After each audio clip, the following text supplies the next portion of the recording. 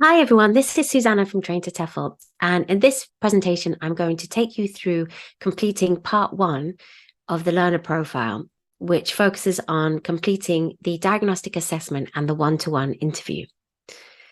So let's begin with just a general overview of the learner profile assignment. So in total there are 5 parts. Part one is focusing on the learner, which is what we'll be looking at today. And that's conducting the one-to-one interview and the diagnostic assessment tools. For part two, will be the analysis of your learners' speaking, writing, and also receptive skills of listening and reading. So obviously, until you've done the diagnostic, until you've completed part one, you can't start working on part two.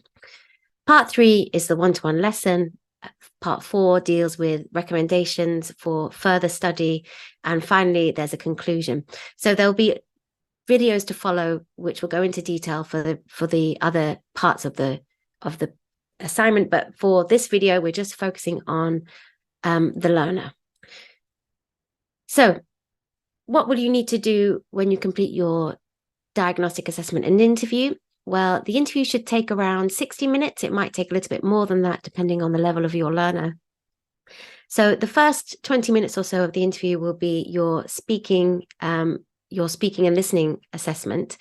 And this is where you'll ask your learner questions about their background and so on. The second part will be the reading assessment, the diagnostic assessment that you give. And that should take around 20 minutes. It might take a little bit longer if the learner is of a higher level. And then finally, you'd finish with a 20-minute written assessment. Again, it might need a little bit longer than that, depending on your learner and how much they want to write. Now, I have prepared a slide deck for each level, and this can be used face-to-face, but also for online. If you are going to use the diagnostic assessment, if you're going to complete your diagnostic assessment and interview in a face-to-face classroom, you can also download the documents that you need, but this will also work for online. So let's think about then conducting your interview. So obviously the first thing you need is to select a learner.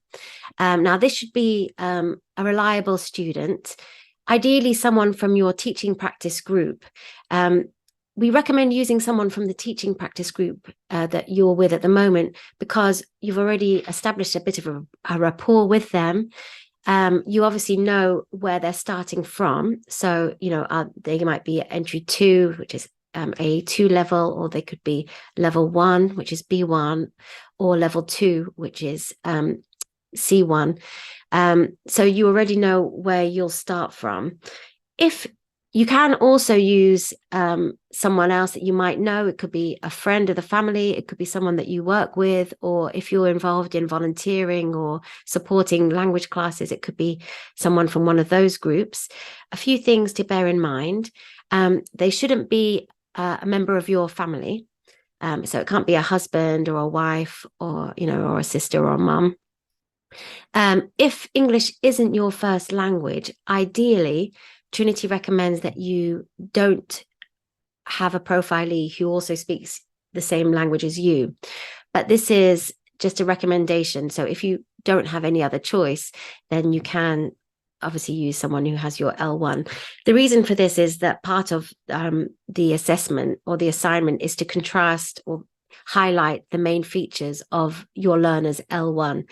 And you're supposed to do some research into that language and to consider then the phonology of the language, the grammar, and so on. So if it's a language that you already know well, then you're not having the benefit of completing that research.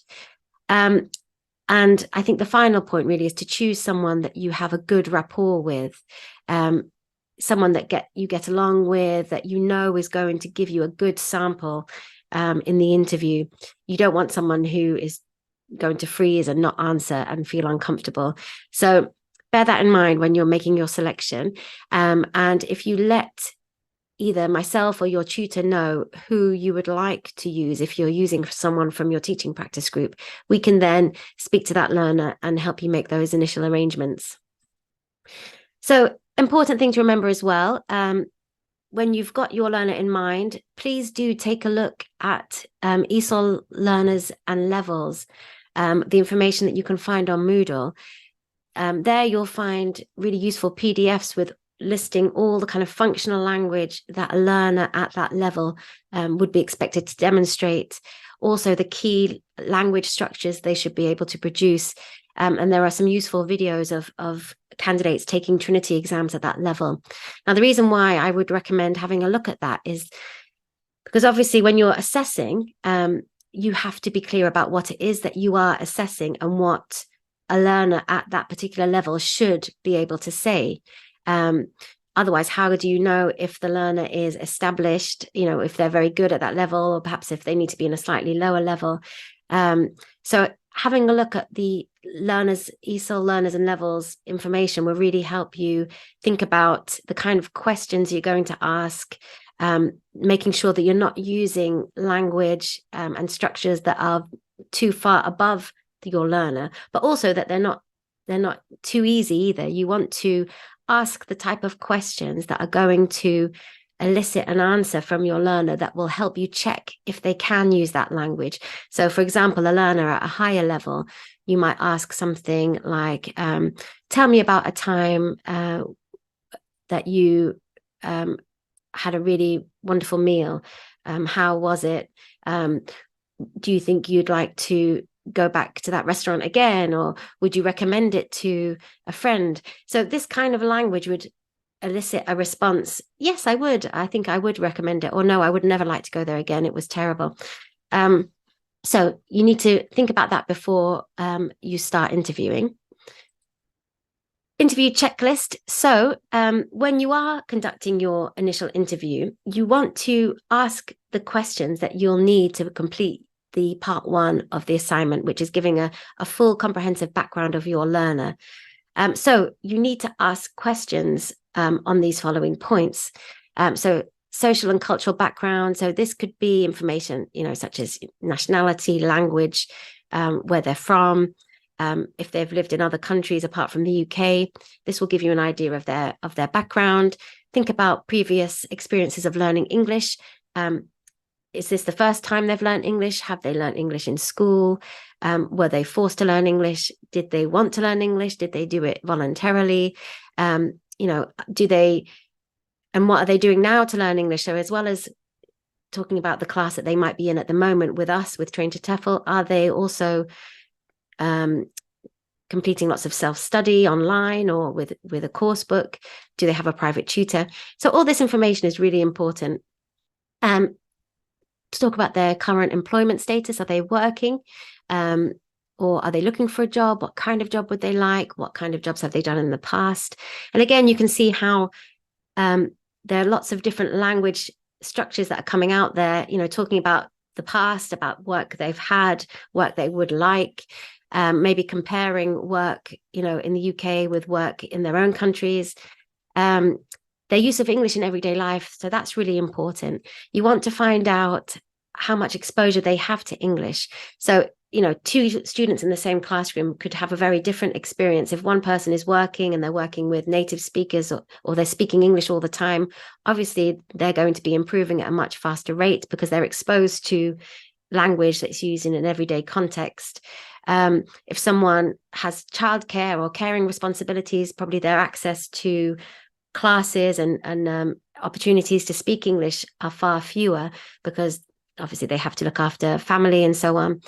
So it's really interesting to find out about what the learner is doing to actually use English in everyday life. They might just say hello.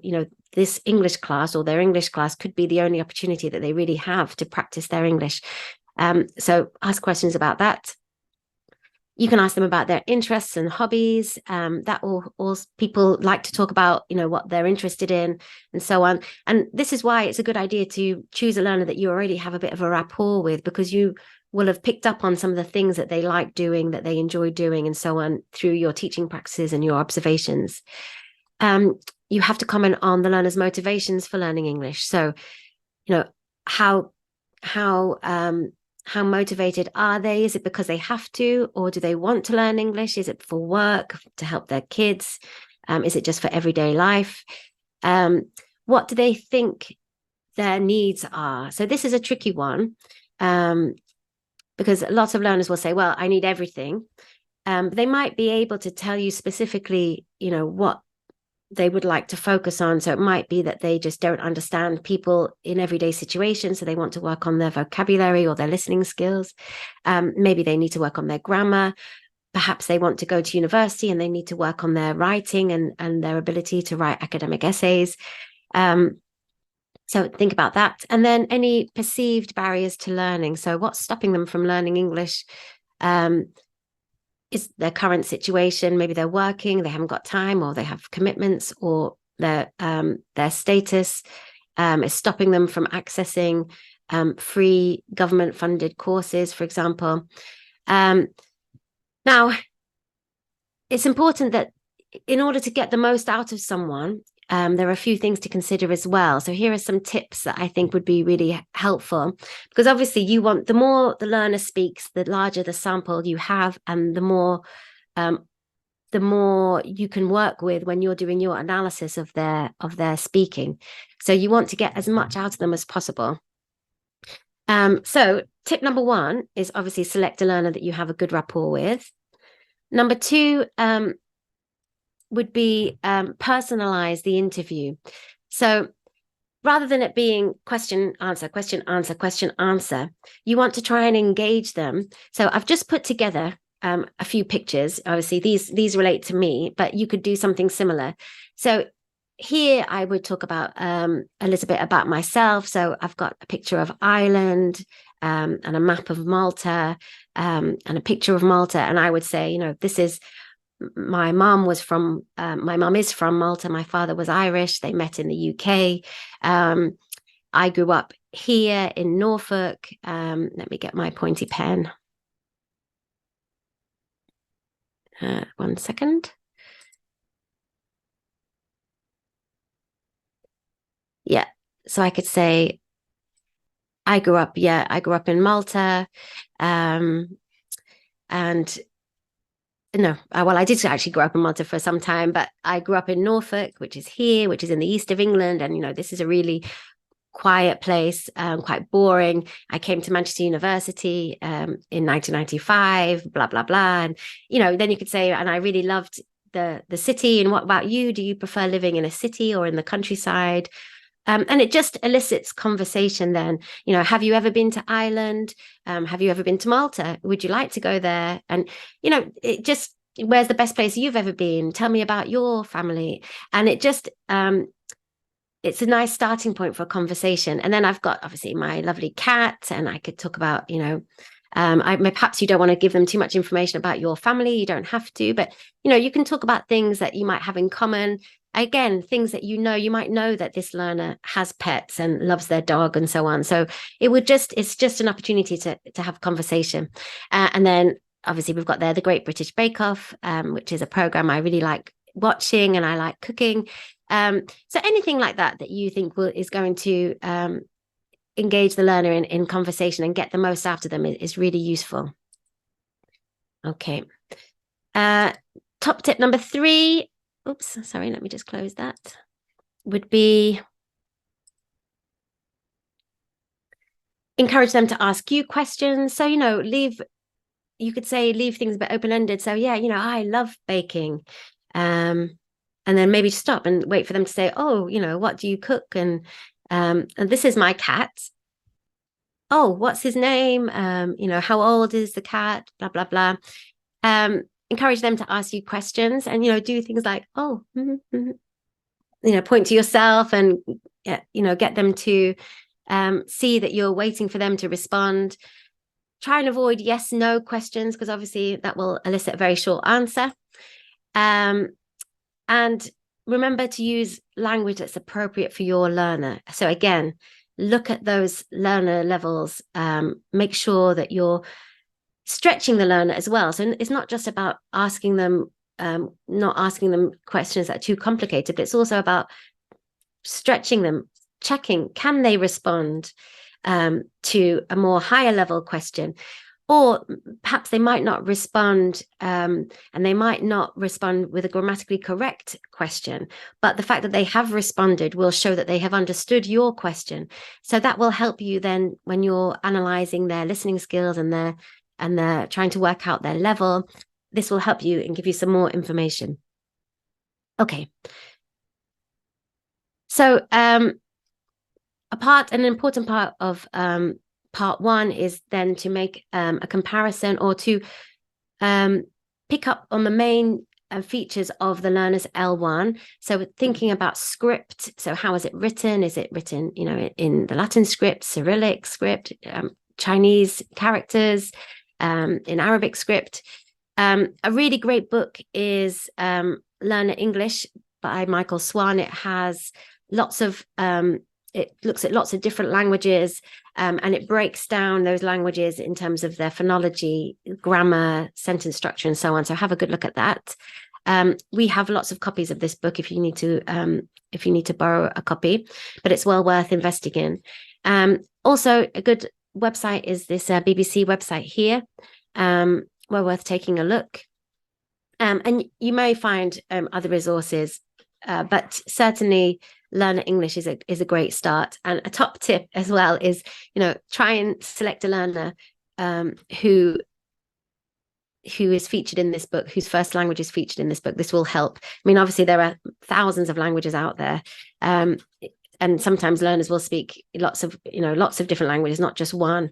So maybe you focus on their main language that they speak. Okay. And again, read up about this language before you do the interview.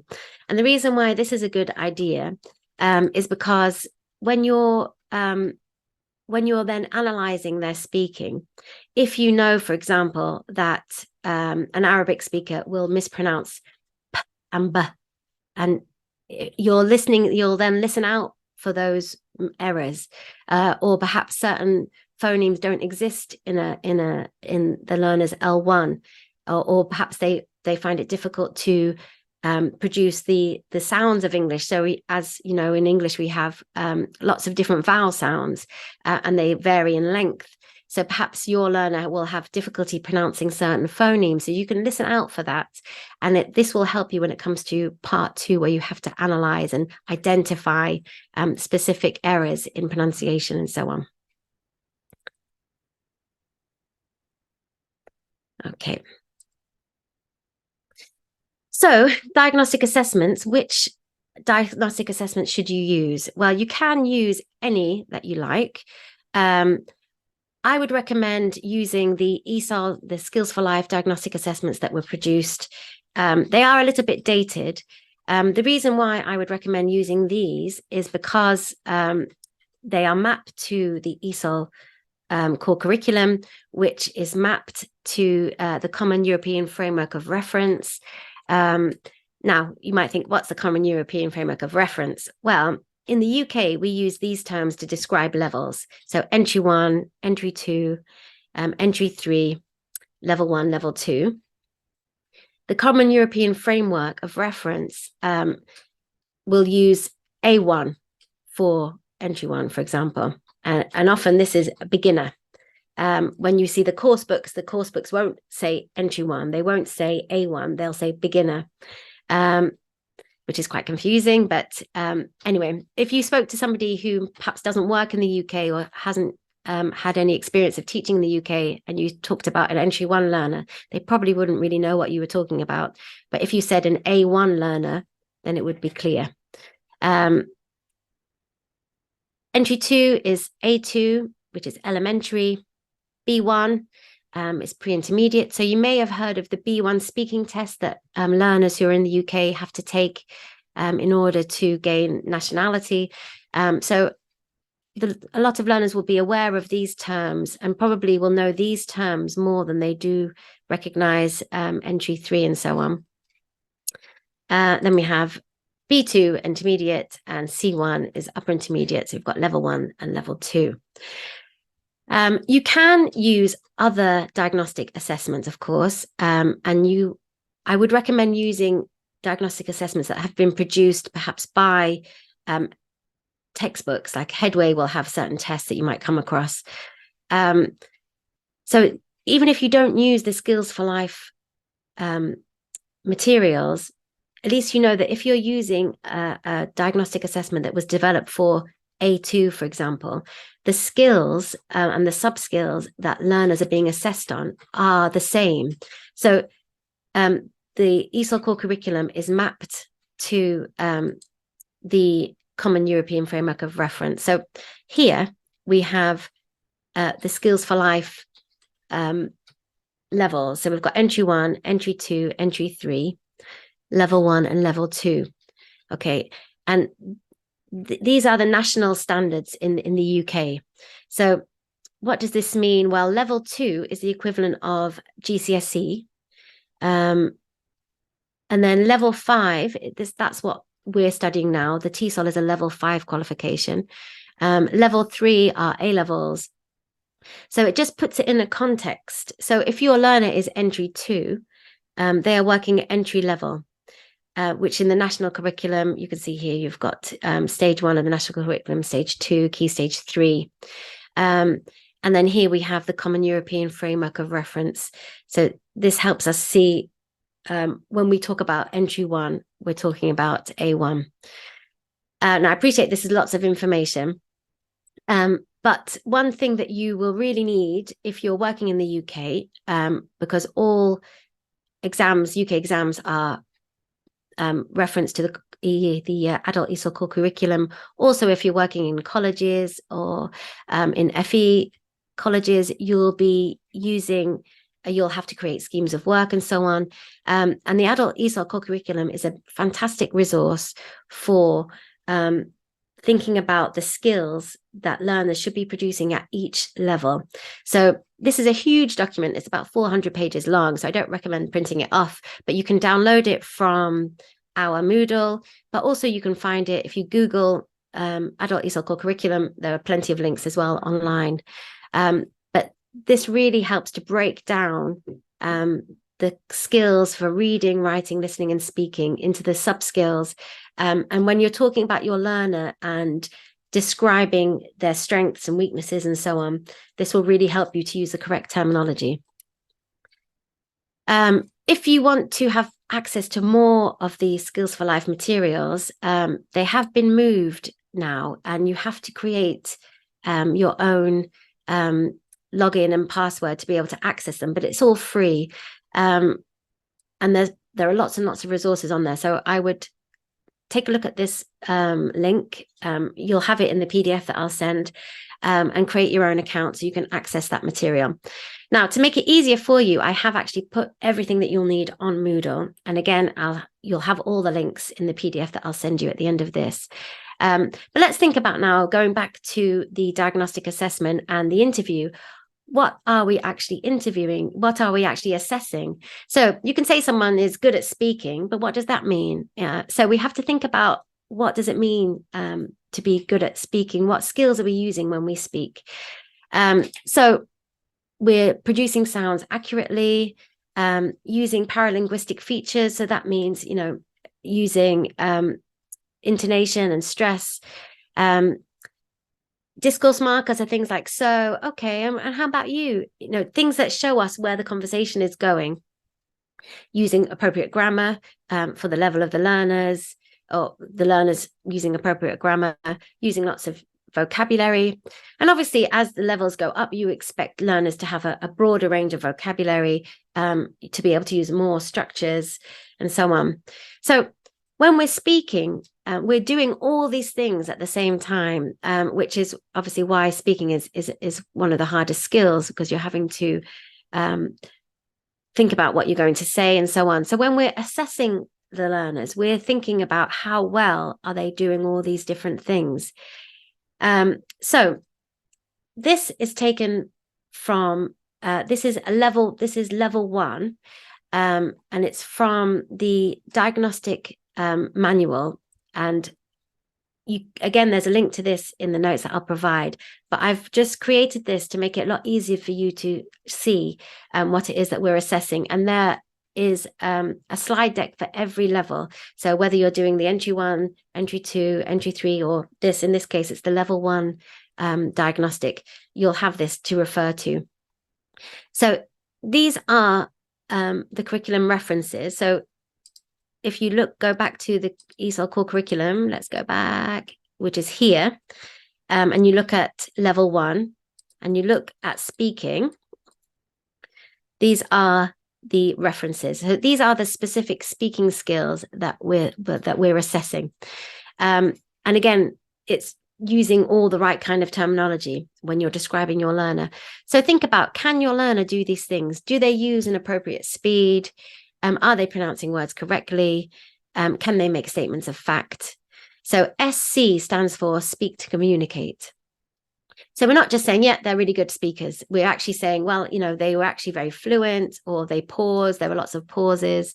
They were able to express themselves. And then you have examples of how you can, what does it mean that they're doing it well or not so well? And the terminology that's used in the adult ESOL core curriculum and in the diagnostic assessments to describe how well a learner is performing in that particular skill at that level. So the words are emerging. So if a learner is emerging, now this is level 1. If we think, well, actually, yeah, they're not really at level 1 for their speaking, we would say that they were emerging. So they're just getting there. So maybe entry 3 for speaking is their level. And what does that mean? So in terms of taking part in social interaction, well, maybe they're not really engaging in the discussion. They're not really using any of the structures that you expect at that level. There are lots of mistakes that they're making with vocabulary, with grammar. They're not doing what they should be doing. If this level seems to be, they're able to do these things, then we'd think that would say that they were consolidating, which means this is the right level for them. So notice how the language changes. So emerging, it's little awareness of many inaccuracies, little involvement. It changes to some awareness, some inaccuracies, some involvement. So it's not all the time, but maybe 50% of the time. If they're established at that level, it means they're doing all these things. Yeah, they're demonstrating all these skills consistently. So it's good awareness, correct use, good involvement, good understanding. So obviously not 100% of the time, but generally they're very good at that. And this is something to think about with your learner. They might be level 1, for example, in their speaking, but perhaps entry 3 in their reading and writing, or it could be that their reading and writing and listening is actually stronger, but when it comes to speaking, they're demonstrating the skills of an entry 3 learner. And so this is what the diagnostic is all about. It's trying to work out what level are they really at. So they might be in a level 1 class now, but actually are their written skills higher than that? Are their receptive skills more like level 2? So when you're completing your assessment, you might want to include questions. So here, remember, we're just still talking about speaking. So you might want to ask some questions that would be more at level 2. So using the kind of grammar that would be at level 2, even though they're studying in a level 1 class, and vice versa. Okay, so this is for assessing the speaking. Moving on to listening.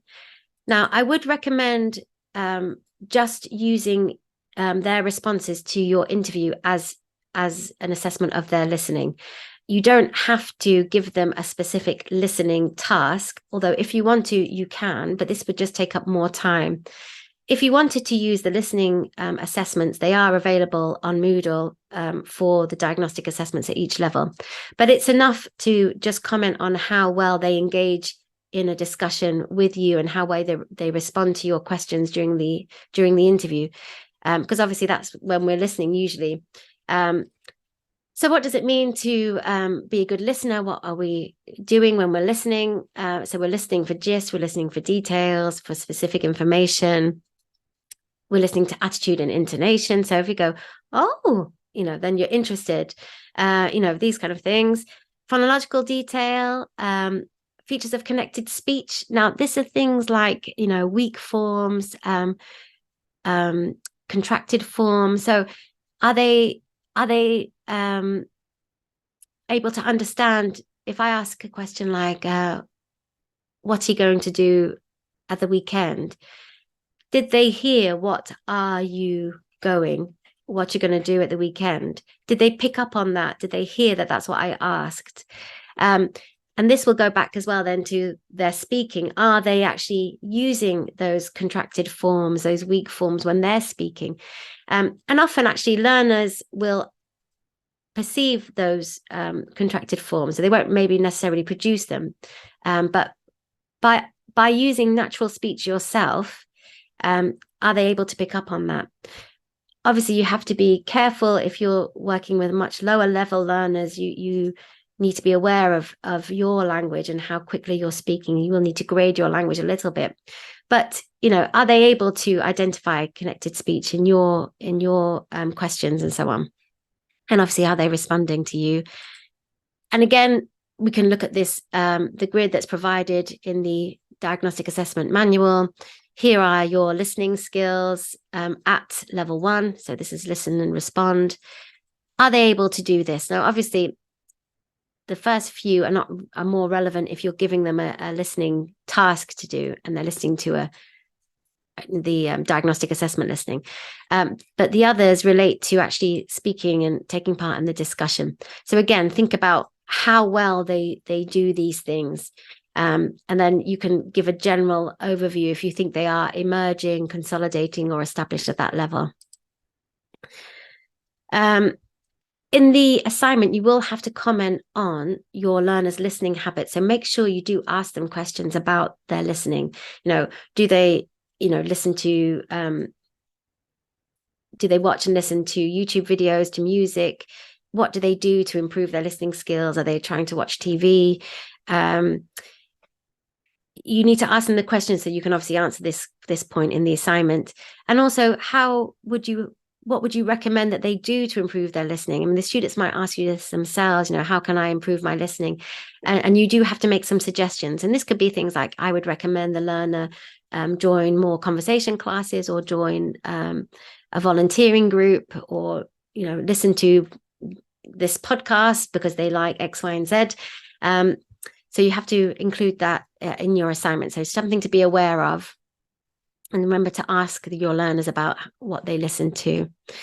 Assessing reading skills. Okay, so what does reading involve? Now, you've finished part 1, you've done your speaking, you've done your listening assessment, which is all together. Now you're going to move on to giving them a reading test.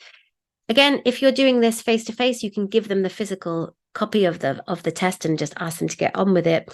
If it's online, then it's obviously a little bit harder to manage, which is why I've developed the slide sets for each level, and I've taken the test and I've presented it on the slide. So it has the text, the question, the text, the question. So if you were doing this online, you will have to make a note of their answers and ask them, so what's the answer? Let's think about what we're assessing when we're reading. So we're thinking about their understanding of grammar and vocabulary at that level. So usually a good thing about using a prepared test that's been prepared, either the diagnostic tests or that have been prepared by Headway or English File and so on, is that the language in those tests is at the level appropriate to your learner. So then if you're making your own test and you're just using some authentic material, you might find that there is language or vocabulary or structures in there that are way above the level of your learner and will actually detract from the learner's ability to complete that task. So if you're using a diagnostic assessment that has been specifically prepared for that level, you know that it's been checked and that the language within that level should be the type of words, language that the learner should know. So you're able to then say, yeah, the learner could deal well with the vocabulary at this level or wasn't able to, and perhaps then they need to do the test at a slightly lower level. Or if they fly through it and they do it really well, then you might want to give them the reading assessment at the level above. Or also, actually, having said that, it's enough to say, we completed this test, the learner scored blah, blah, blah. They're clearly established at level 1. So their skills, I would say their skills are level 2 for reading. Okay, so this is just an example of the reading assessment. This is from the level 1 diagnostic assessment. It's all about smoke alarms, actually quite interesting. If you want to take a read, you might learn some interesting points about smoke alarms.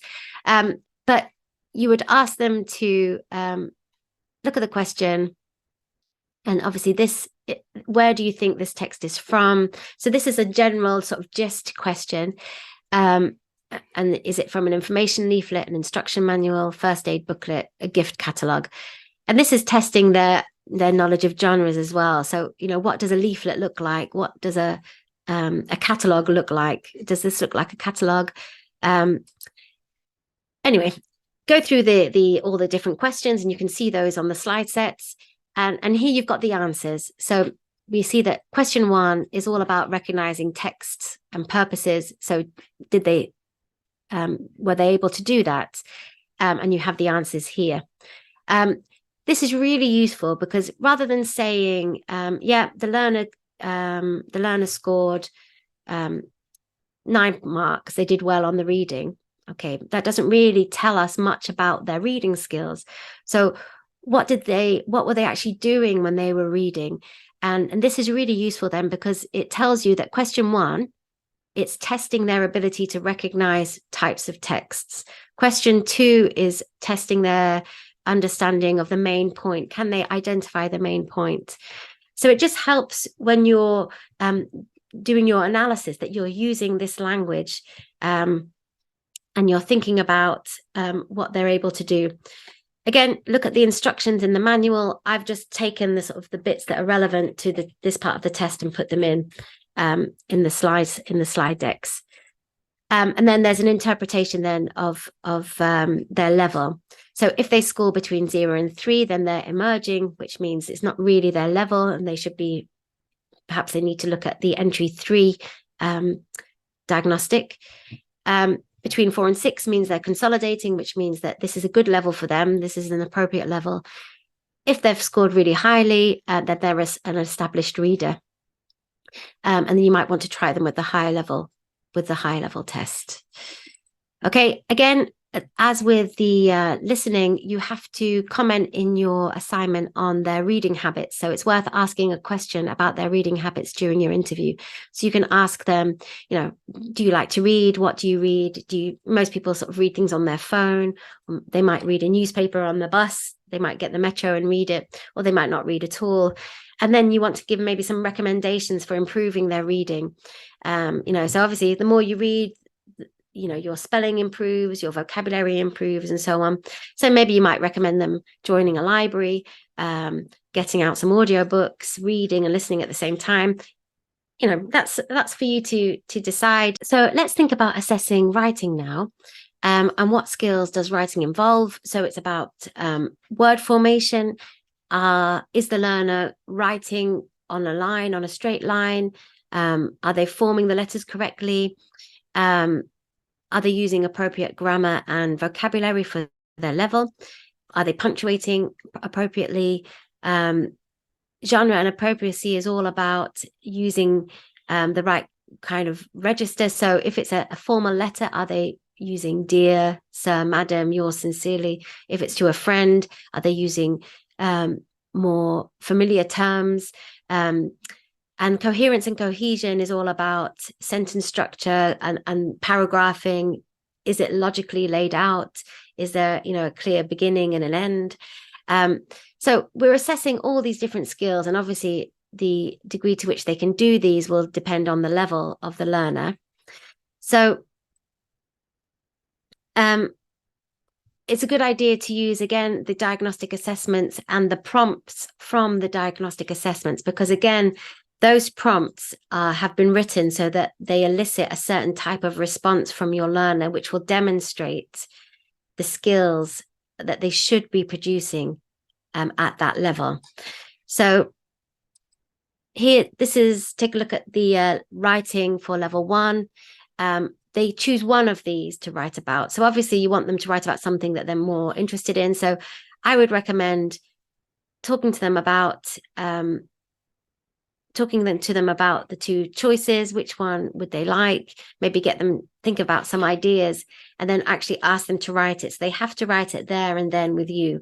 So if you're online, then maybe you want to switch your camera off during this stage of the lesson, let them do it on their own. Remind them that they have to handwrite this. It should be handwritten and ideally on lined paper. The reason why it's good to have it on lined paper, because obviously if you want to comment on how well they write on a line, then obviously it needs to be on lined paper. Sorry, you can't see that because my camera is blurring it. And also when it comes to analyzing their writing, you have to refer to the line on which a certain error occurs. So it's just useful to have them write on lined paper. If you're completing this assessment online, obviously you can't see what they're writing. So you might not be able to comment on how they're actually forming a word because you can't see them physically write. But when they've finished, you want them to take a photo of what they've written and send it to you. Or if they have a scanner, they could scan it. But you need to have the original document without any marking on it. So you want to encourage them to write as much as they can and not to use any kind of spell checker or dictionary. Okay, that's really important because you want to see an accurate reflection of their written work. No spell checkers. It can't be typed. It must be handwritten. Okay, so give them the time they need for this. I mean, I would say 20 minutes, half an hour, as long as, you want, again, a good sample. The higher they are, the more they should be able to write. This is why it's important to make sure that they're clear about what they're going to write about. And you might actually want to devise your own written task, write a letter. Again, think about what's going to be appropriate for the level of the learner. If you want some ideas, a good tip would be to look at a course book for that at that level. Look at the type of writing tasks that are in the course book, the kind of language that's used, and then maybe copy one of those. But again, when it comes to thinking about how well they are doing X, Y, and Z, you've got the curriculum references and you've got the sub skills of writing here. Think about how well they're performing. So if they are consistently doing all these things really well, then they're established. If they're only doing maybe one or two of the things, then maybe they're more emerging. I mean, sometimes it could be, especially if a learner is from a different script, that actually the vocabulary is very good and even it makes sense. You know exactly what they're communicating, but there are real issues with spelling, perhaps issues with letter formation and how neatly they're writing. But that's only one part of writing, so if they're communicating a message clearly, then obviously that's a really positive thing.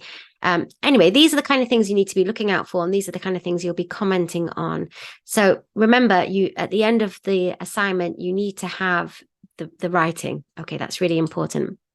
So you finish the interview, you finish the diagnostic assessment, you should have a recording of the assessment, of the speaking part. If you're on Zoom, obviously this is very easy because you can just record the whole thing, and after the session is finished, you can download the video. It also allows you to download just the audio. You need to submit the audio file with the assignment because myself or one of the tutors has to check. So we need to listen to the interview as well to check your phonemic transcription. For example, we need to be able to check your comments on their writing. So we need to be able to see the learner's writing as well. So you must submit an audio file. If you're completing your diagnostic face-to-face, then you can record the audio on your phone Mobile phones will allow you to record, 20 minutes or so. You don't have to record the whole thing, just the speaking part. So it's well worth maybe doing a bit of a check and, just making sure that your phone's working. In the olden days, you would have had a tape and recorded it. Unfortunately, they don't exist anymore. You'll also need the results of your reading assessment. So again, if it's face-to-face, it's easy because you've given them the text and they've just ticked the boxes. If it's online, obviously you'll just have to make a note of their responses and how they answered, if they answered correctly or not, and their written work. And the next step then is to start writing up part one. So we've created a template for this assignment. So you need to click on here to download the template. If you're logged into Moodle and you click on, it will take you directly to the right page on Moodle. So I'll just show you here. Log in. Here it is. Click on that. Download it. And here you are. You've got learner profile assignment. So you need to put your name there, the table of contents, and you'll be typing directly into this part. So part one, the learner. So introducing the learner, comment on the learner's cultural, educational background, motivation of learning English, barriers to learning, use of English in everyday life, and future plans. So all those questions that you asked in the beginning, hopefully you'll have all these details. So you'll be able to paint a nice picture of your learner. So that goes directly into here. 300 to 400 words. You can write a little bit more if you want to, but certainly 300 words minimum, just to give us a good overview of your learner. And then the analysis of your learner's L1. So you don't really need your learner for this. You can actually start working on that before you do your interview, just to find out what are the key differences, what are the features of that language in terms of the script, the word order, and so on. You can put that in here. Again, 300 to 400 words. Have a look at Swan Learner English. Do some research, Google it. Anything that you do refer to, though, make sure you keep a note of and you refer to it. It's really important that you reference your reading, because at the end of the assignment, there's part 7. In part 6, you have the bibliography. So this is where you can refer to, you can note down any books that you've referred to, any websites that you've referred to. So that's really important. Okay, back to the presentation then.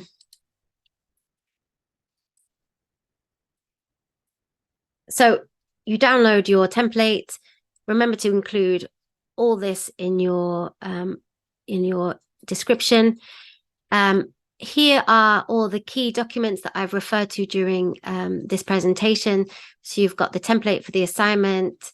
You've got the feedback form that will be marking your assignment against. So this is a really good idea to download this and use it as a checklist, because obviously we have to make sure that you've addressed all the points and comment on that. So you can use that as a way of making sure that you've covered everything.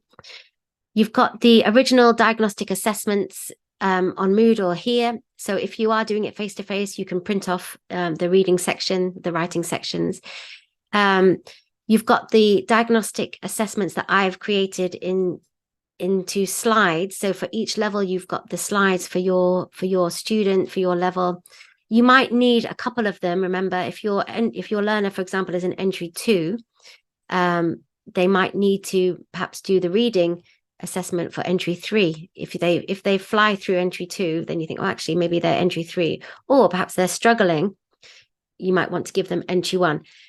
Again, let me just emphasize that you don't have to give them the higher reading or the lower reading. It's enough to say the learner is established at this level.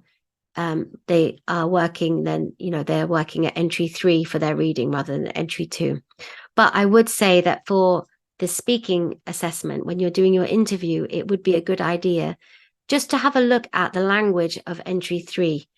have a look at what kind of language they're producing and maybe ask questions that are at a slightly higher level. And this is a way of stretching them and to see if they're able to understand the language, even if they can't produce it themselves. Can they understand when you ask them a question? Okay, you've got the manual there, again, which has lots of detail about the descriptors, the curriculum references, this particular skills.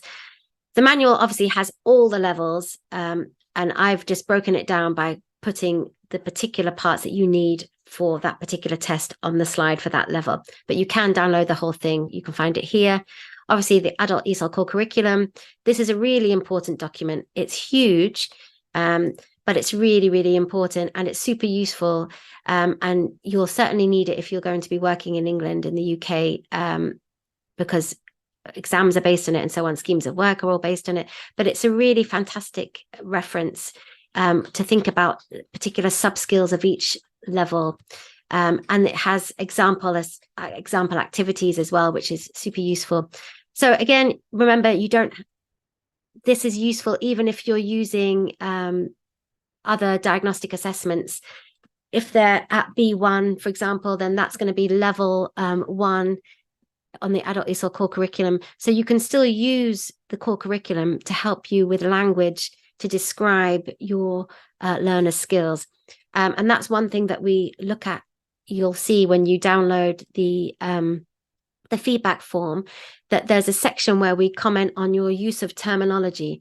So you don't want to just say, oh, they're really good at reading. They found the information really clearly. That's very basic. You need to be using the terminology to describe reading. They scanned, they were able to infer meaning. They recognized organizational features in the reading text. So this kind of language is all in there. So I would recommend you having a good look and really getting to grips with that. Look at learners' levels. There's some really great videos on there of learners taking a Trinity exam, a speaking exam, and it actually goes as low as pre-entry, which you're not using any pre-entry learners, but it's well worth taking a look.